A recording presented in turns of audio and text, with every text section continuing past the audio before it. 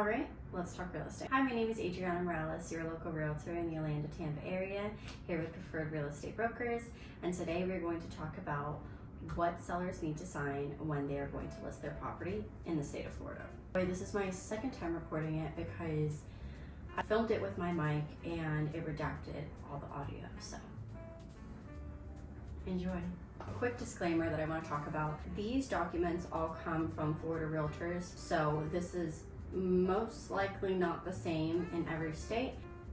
If you are interested in just learning about real estate or you're a potential seller and want to know a little bit more of what you might be getting into, continue watching. First document that I'm going to be talking about is the exclusive right of sale listing agreement. All in all, what this document is that you as a seller grants me the permission as your realtor to market this property, and it's an exclusive contract between just the two of us, so nobody else will be able to market it other than my brokerage and I. And when I say market, I mean in the sense of representing you as the seller. First paragraph that it starts with is the authority to sell property, and this pretty much states when the contract starts and when the contract terminates. The very second paragraph talks about the description of the property, which is the property address. Paragraph 3 is the price and terms, what the list price will be, financing terms. Number 4 talks about the broker's obligations, saying that I will make a diligent and continued efforts to sell the property.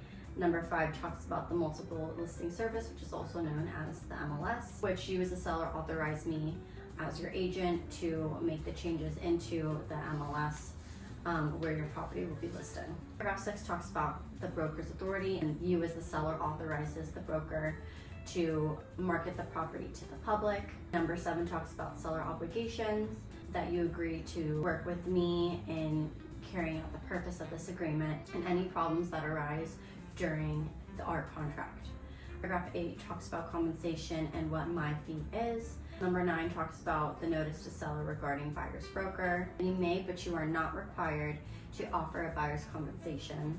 Following to paragraph 10 talks about compensation to buyer's broker. So if I decide to charge you a fee, section A talks about that you as a seller authorizes me to share my compensation of the fee that I charged you with the buyer's agent. Section B talks about that you would offer a compensation to the buyer's broker from the sale of the home. Option C says that you will not be offering compensation to the buyer's broker.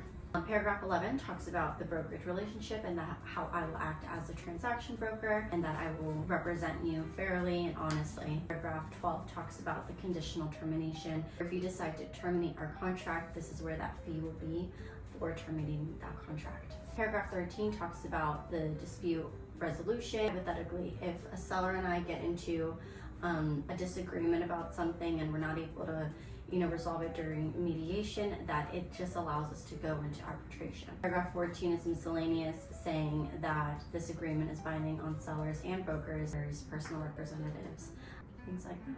Paragraph 15 is just talking about any additional terms. At the very end, it'll just ask for your signature and when the copy of this document was returned to you as the seller. Moving on from that, that is the very first document that we would have you sign. We can move along to the residential data entry form. And what this document consists of is everything that goes on within your home. For example, if there's a garage, if there's water access, if it's a water view, tax ID, the tax year, the tax's annual amount. And this is just all the details of your home in one packet. I would have you as the seller fill out. Interior information, how many beds, bathrooms there are, square footage, heated, the total square footage. It's just a bunch of information of that property. Essentially, that's all that is. Moving on to the seller's property disclosure. Florida's law requires a seller of a home to disclose to buyer all known facts that materially affect the value of the property being sold that are not readily observable or known by the buyer. So this whole document is where the seller answers questions about the house. For example, section 1 talks about the structures, systems, and appliances. For section 1A, it's saying, are the structures including roofs, ceilings, walls, doors, windows, foundations, etc. There's other things in there. I'm just saying etc. for the sake of the video. If any, structurally sound and free of leaks. Now, the 3 answer choices that there are yes, no, and don't know. If you do know that they are all free of leaks, you would mark yes. So that's just all that this paper has you doing. So this one talks about termites, water intrusion, plumbing, roof and roof related items, pools, hot tubs, spas, sinkholes, homeowners association restrictions, environmental, governmental claims and litigation, foreign investment in real property tax act, other matters, additional comments, and then it'll just request your signature as well. And then at the very end, when you do have a buyer, they are also going to sign that to signify that they have read all of that. It takes you out of the legalities if anything were to happen after the fact, because you were honest on this piece of paper. It protects you too, which is why it's the best to be honest when it comes to these documents.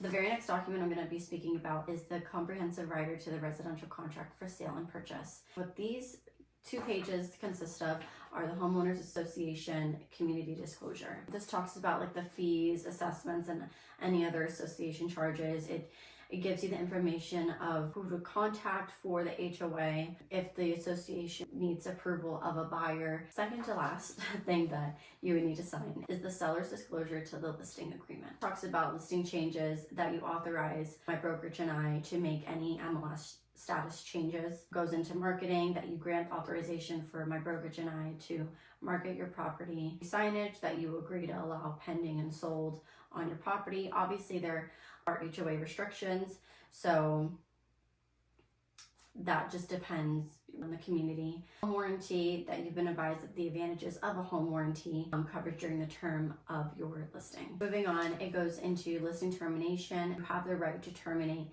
this listing at any time. It talks about solar panels, if you have a current or active lien on the property due to any solar panels that you have, and talks about additional brokerage commission. And then paragraph 11 is seller obligations as well. And then it will just request your signature. Now the very last document you need to sign is the flood disclosure. This is just recently added for sellers to have signed. So if you previously sold your home and did not have to sign this, this is very new. It's all about flood insurance, that homeowners insurance policies do not include coverage for damage resulting from floods, and that buyer is encouraged to discuss the need to purchase separate flood insurance coverage with the buyer's insurance agent. They'll request your signature as well as when a copy was provided to the buyer. Thank you all for watching. I hope that I helped some of you learn a couple things today about whether you're a new agent, whether you're a potential seller, buyer, just someone who wants to educate themselves, help you understand this a little bit easier. And as always, if you have any questions on all things real estate, feel free to contact me. All my information is in the description below. I hope you have a beautiful day.